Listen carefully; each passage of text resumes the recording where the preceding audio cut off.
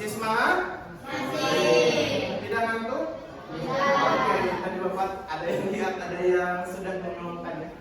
Oke, semoga dengan ada penampilan ini dari kami, semoga kalian bisa memperhatikan untuk materi yang akan disajikan oleh Bapak di sini ya. Namun sebelumnya izinkan perkenalkan dulu ya, mungkin di sini belum mengenal Bapak. Perkenalkan nama Bapak yaitu Muhammad Fawez Pangestu ya. Bapak atau bisa dipanggil dengan Bapak Fawez ya. Bapak ini diamanahi di SMA 3 Tasikmalaya. Nah, kalau Bapak Mime di sini ya di SMA 2. Nah, kalau Bapak kebetulan diamanahinya di SMA 3. Nah, sebenarnya di sini ada rekan Bapak juga, ada di sebelah kanan dan di sebelah kiri. Mungkin bisa diperkenalkan dulu dari yang sebelah kiri. Perkenalkan, nama saya Ria, sama dengan Pak ini juga. Saya di sini sebagai mahasiswa fakultas ekonomi ya. Dan saya Di SMA Negeri 7. Siapa tadi? Bapak siapa? Bapak Ridwan. Selanjutnya di sebelah kanan ada. Selamat pagi. Perkenalkan, nama Bapak di sini Sam Barok. Bisa diulang? Sam Barok. Kalau misalkan di sekolah, di tempat PPL, Bapak dipanggilnya Bapak Sem, gitu ya. Bapak Sem. Iya. Nah, Bapak PPL-nya di SMA Negeri 8 Tasikmalaya. Gitu. Sama seperti yang lainnya, Bapak juga di sini sebagai mahasiswa PPL. Oke, berarti siapa tadi? Bapak siapa? Sem. Kalau Bapak namanya tadi siapa? Bapak Fawez. Kalau yang sebelah kiri Bapak? Oke, kalau dengan Bapak yang ada di depan mas sudah pada tahu ya? Siapa? Bapak nih ya. Jadi di sini kami berempat akan mempresentasikan mengenai yang namanya sekolah damai. Nah, di sini kalian silakan untuk memperhatikan dan memahami apa yang disampaikan oleh penyaji ya, sama bapak-bapak. Oke, untuk materi yang pertama di sini ya, dalam konsep di sini menjaga sekolah tetap damai. Nah, akan disampaikan oleh Mei ini terlebih dahulu Bapak Mei. Silakan kepada Bapak Mei untuk memaparkan materi. Oke, yang pertama itu ada menjaga sekolah tetap damai. Kalau menurut kalian Semanda udah damai belum? Kenapa udah damai? Tidak ada kekerasan, tidak ada kebunyian, tidak ada bully. Siapa yang suka dibully ada? Dibully kenapa? Tidak boleh, kalian tidak boleh saling membuli, tidak boleh saling berundung. Ya. Jadi untuk menjaga kedamaian sekolah, kita harus meningkatkan kapasitas. Nah, harus meningkatkan kebijakan, kesadaran. Kalau kebijakan kan bagian sekolah. Kalian harus menumbuhkan kesadaran dan juga praktik yang baik. Salah satunya saling menghargai, yang cowok saling menghargai, saling tolong-tolong. Nah, terus mengurangi kerentanan yang ada di sini. Kerentanan itu internal atau kurangnya wawasan atau titik lemah yang perlu diperbaiki. Nah, itu harus dikurang-kurangi. Terus yang di bawah, yang terakhir ada ancaman. Ancaman itu ada eksternal atau yang tidak bisa dikendalikan. Itu bisa dari pihak luar. Tahu suka ada tawuran atas sekolah? Kayaknya sih anak-anak mana mah nggak pernah ya ada tawuran. Jadi ya ancaman dikali kanan per kapasitas sama dengan resiko. Jadi resikonya yang nanti yang muncul harus kecil mungkin. Konsepnya tadi kapasitasnya harus lebih besar, kerentanannya harus lebih kecil, dan resikonya juga harus lebih kecil. Kayak gitu. Jadi tugas kalian adalah tadi praktik baik dan juga besar. Nah, itu untuk materi yang pertama. Boleh lanjut? Oke, terima kasih ya kepada Bapak Mei di sini yang sudah memaparkan ya materi tadi, khusus tentang ada kerentanan, kemudian juga ada ancaman ya. Nah, untuk selanjutnya di sini bagaimana sih untuk membangun sistem atau meningkatkan kapasitas? Nah, di sini akan Bapak jelaskan terlebih dahulu ya. Nah, apa itu sekolah damai? Di sini sekolah damai ini diartikan sebagai sekolah yang aman dan juga nyaman, menyenangkan dan menciptakan budaya damai. Nah, arti aman di sini berarti tidak adanya diskriminasi antar peserta didik, baik itu dari gender ya, gender antara perempuan ke laki-laki, kemudian laki-laki ke perempuan. Juga saya itu rasa aman itu tidak ada perilaku bullying, ya, baik itu bullying terhadap fisik ya, ataupun terhadap verbal yang sifatnya itu adalah ejekan. Kemudian juga ada rasa nyaman, yang otomatis dengan lingkungan yang aman pasti akan menimbulkan apa?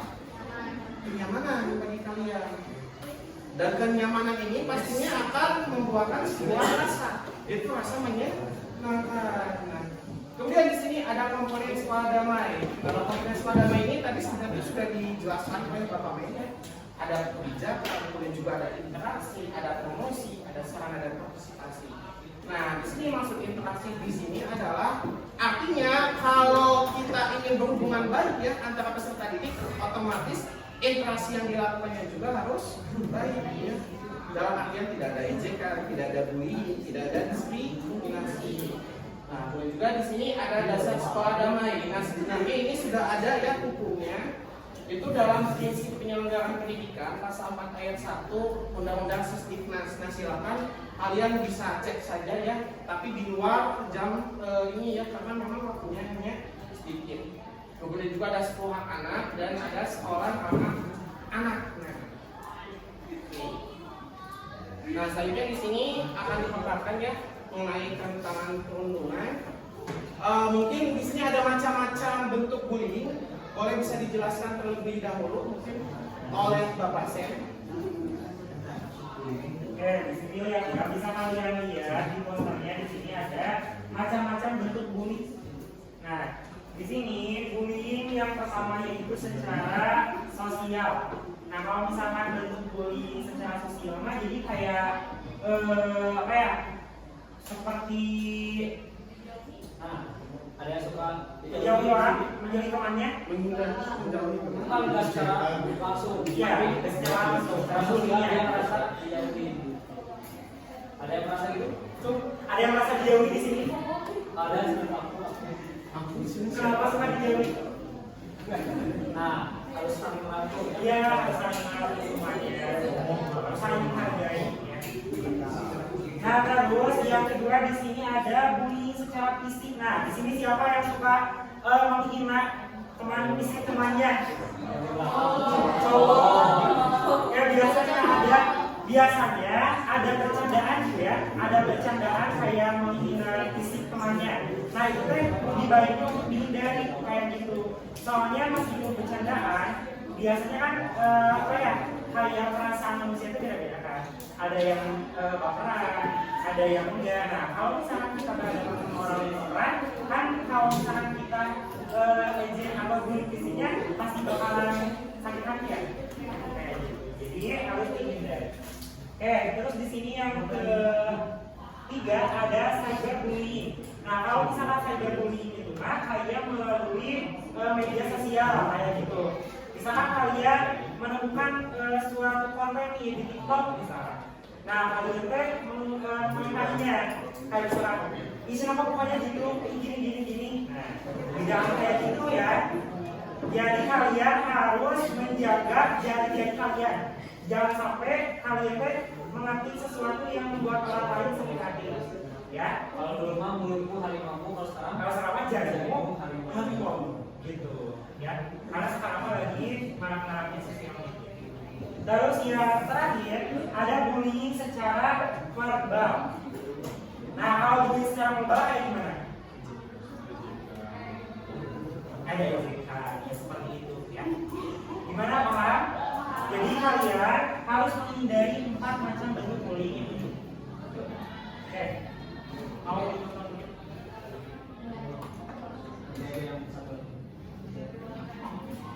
Nah, di sini yang ketiga, yang poin 3 ada kerentanan kekerasan seksual. Oke, di sini ada pelecehan seksual. Dilihat di posternya.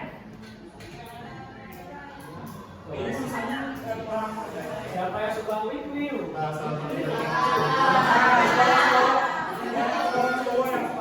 Hati-hati ya, catcalling itu termasuk pelecehan seksual. Cantik. Nggak boleh.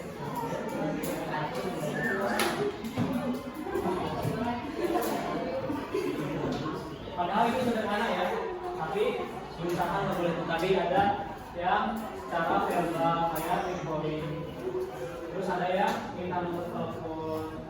Bukan hanya cowok ke cewek ya, kalau kata pelecehan seksual itu cewek ke cowok juga bisa.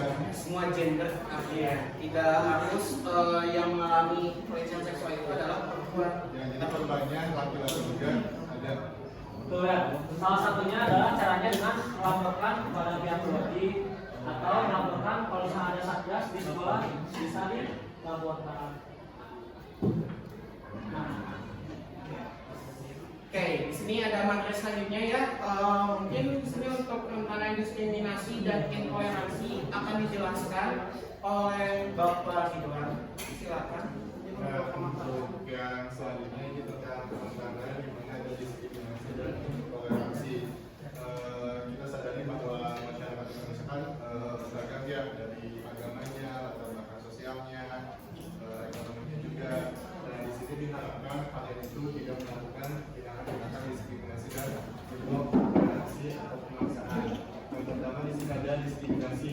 Diskriminasi yaitu pembatasan, pelecehan atau pemungkinan secara langsung ataupun tidak berdasarkan perbedaan agama, suku, ras, etnik, gender, status sosial, status ekonomi, dan aspek kehidupan lainnya.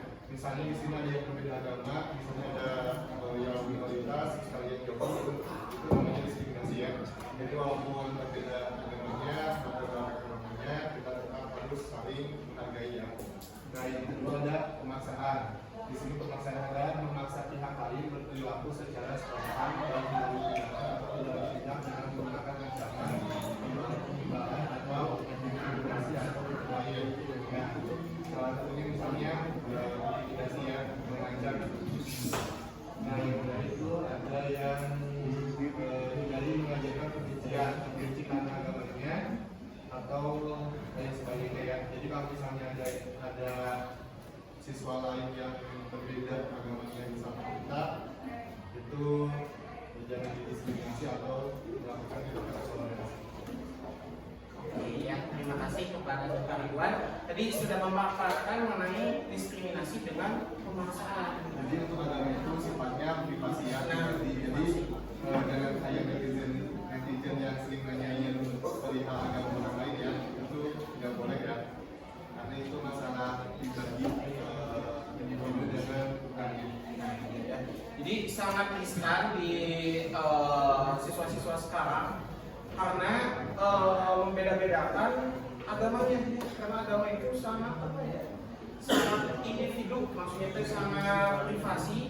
Jadi diharapkan bapak-bapak di sini menampilkan tadi sajian PPT, kalian bisa menumbuhkan rasa menghargai ya antar peserta didik dan juga tidak melakukan bullying. Tadi ada 4 macam bullying yang sudah disampaikan oleh Bapak Sen, dan juga tadi diharapkan dengan adanya tampilan ini ya, sajian PPT ini kalian bisa menciptakan apa tadi, lingkungan yang aman, nyaman, dan menyenangkan. Seperti itu mungkin ini yang bisa dapat disampaikan oleh kami. Mudah-mudahan kalian dapat memahami apa yang disampaikan. Mungkin dicukupkan sekian. Mohon maaf bila ada kekurangan. Wabillahi taufiq wal hidayah. Wassalamualaikum warahmatullahi wabarakatuh.